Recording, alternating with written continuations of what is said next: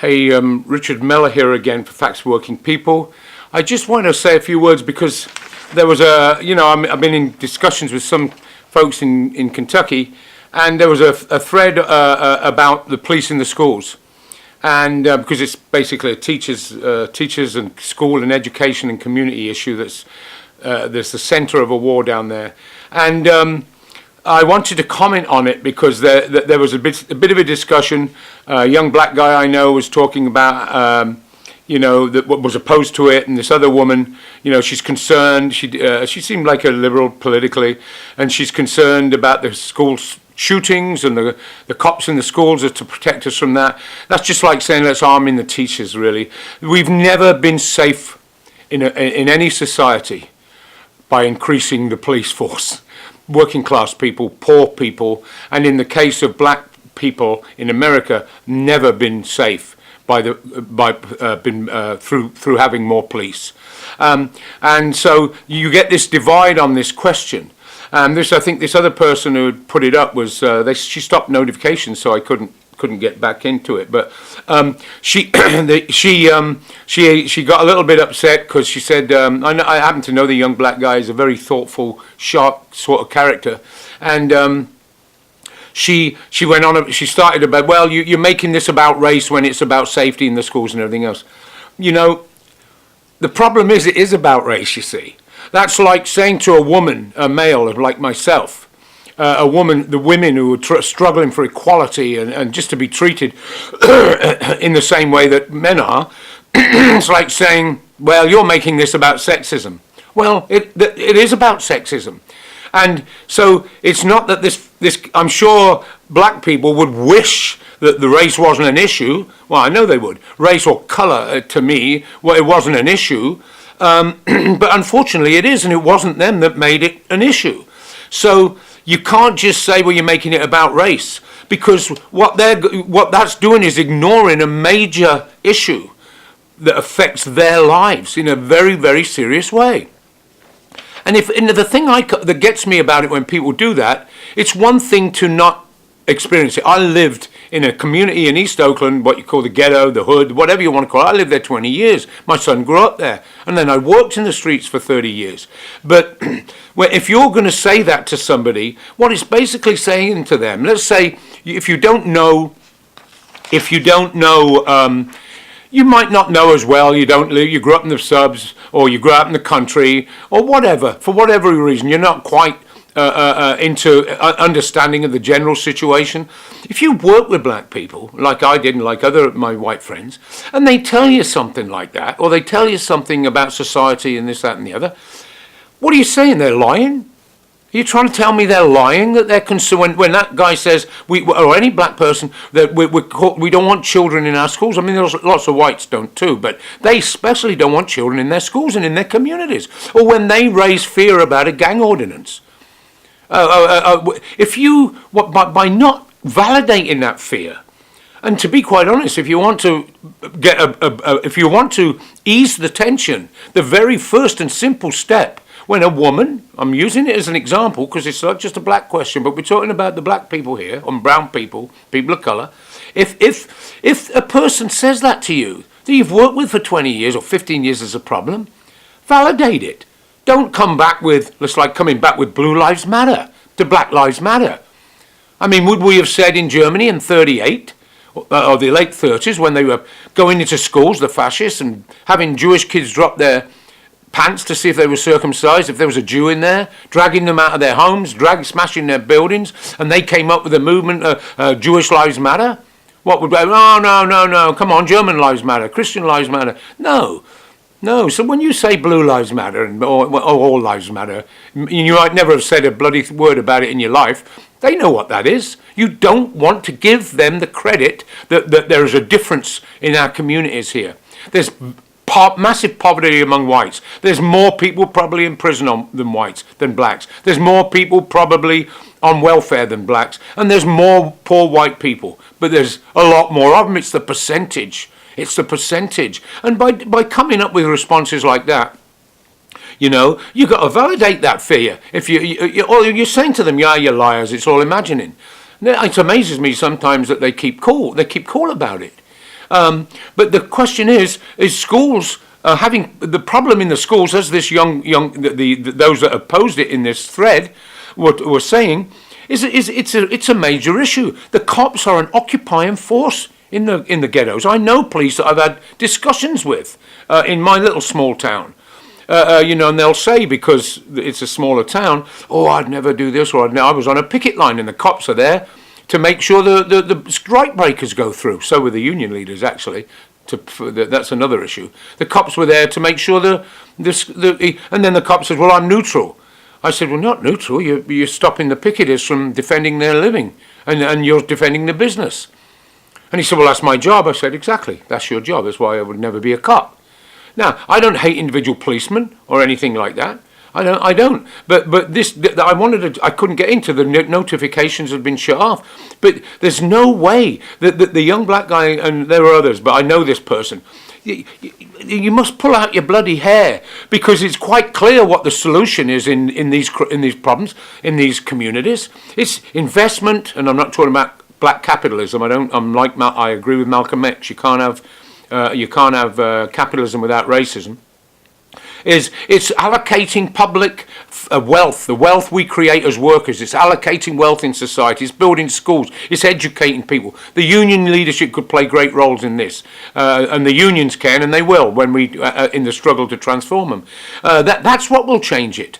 That's what will change it. I remember when I ran for Oakland City Council, and I was at Laney College handing out my $10 an hour for a minimum wage flyer. This was 25 years ago, whatever.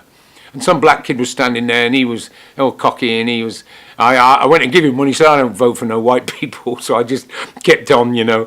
$10 an hour, get $10 an hour. After about 15 minutes, he says to me, can you get me a job for $10 an hour? I explained, no, I can't. But I can't as an individual on the council, but as I can use that position on the council to help to mobilise people like you and others to get $10 an hour. He took my flyer and ended up handing it out. He went from being what a white person might think, oh, a bloody black nationalist, or he hates whites, into handing out my flyer. It's not complicated. If you want to not get into that, if you want the very first thing, it's like a woman. Women feel the same way about domestic violence. So don't talk about protecting kids in the schools. There's different ways to protecting kids in the school. It's not arming the teachers, and it's not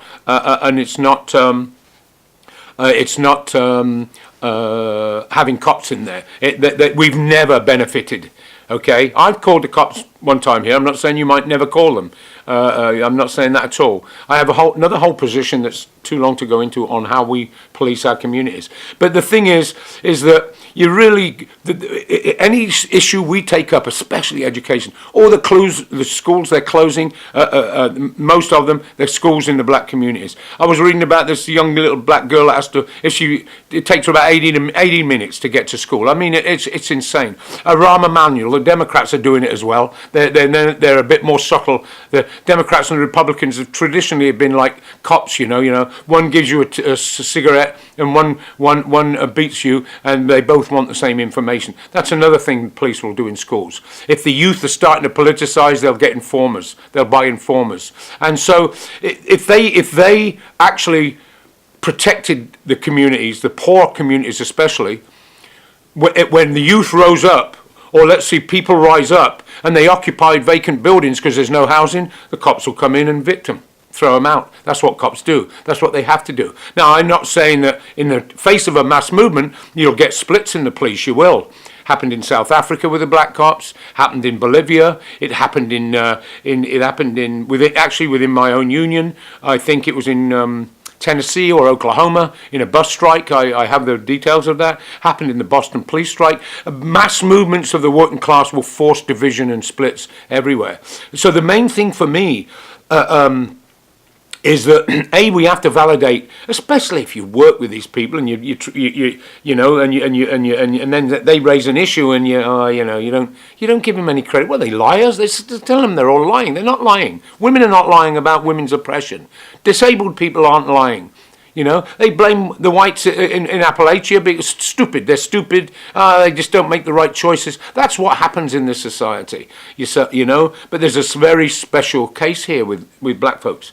because of the history. All people that came here were exploited. The Irish people in British history, they called them the Englishman's N-word before the people of colour, the colonials come. That's what they called them. They were the savage race. That's what they called them. Vicious racist jokes about them. Ignorant, stupid, had too many kids, bred like rabbits, dirty. All of those things, because a lot of them were rural too at the time. The main thing we have to understand about this issue is that it's a social division that's injected into society by the ruling class of a society. Because if you take a ruling class of a society, like the British when they went into Ireland, they took the land off the Catholics, moved them eastward, and brought Protestants and settled them in their land. In Africa, they did the same thing, moved one tribe. So if you're a minority in terms of numbers, not power and economics, you have to divide the opponent. You have to divide them. And in America, the most successful way has been along colour lines. And it's funny that now an Irishman, there's these books about how the Irish became white, because the Irish were just English. They used to call them white chimpanzees in British papers in the 18th, 19th century and stuff like that. So it's a means of dividing us up and weakening us. And so you're not only hurting your own self-interest, but the other thing is this.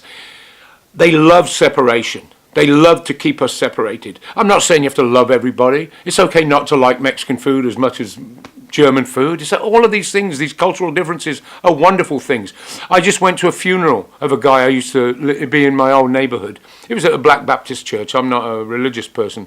But I tell you, it was lovely to be there. The people on that street, I was the only white guy on that street, the people on that street were kind to me. And I'll tell you, you don't know people if you don't eat with them, if you don't hang out with them. Not just work. It's good to be work. It's good, but it's important to mix socially with people. And like I'm saying, you don't have to say, "Oh, I better do this otherwise." No, don't be afraid of anybody. And but black folks, if you watch the media and all this, that, and the other, you get this, and a lot of people are. The gangster rap and all does it, and just the whole image. Whenever they do a kid gets arrested, there's racism is everywhere, and they do it because they want to keep us apart, and that should be a sign that it's wrong. Just there, not morally, but just in terms of our own self-interest. But you have to mix with people, and so I think that when somebody says, and well, schools. Our neighbourhoods, the police in our neighbourhoods. No, the police don't help in those neighbourhoods. You can't just say get them out, because then those that have been declassed, gangs and everything else, but they can all be remedied. It will take a massive social project, and capitalism will not do that. One man, Bezos of Amazon, he could solve that problem. So we have to look at the big picture here. Anyway, I just wanted, like I say, to raise with them, you always raise a race question. It's funny because I'm sure they'd wish that it would go away. They were brought here and it was made an issue. It was made an issue for them. It's been used against them ever since. So it's not just them making it. It is an issue of colour and race in society here. So anyway, that's just a few words. My fingers hurt today because I have problems with my palms and my hands. But anyway, Richard Mellor, good luck. This is just an answer to some of my Kentucky friends that we've been talking, and of course it matters to all of us. In these views, in my opinion, that in our daily lives. So anyway, Richard, talk to you later. Thanks.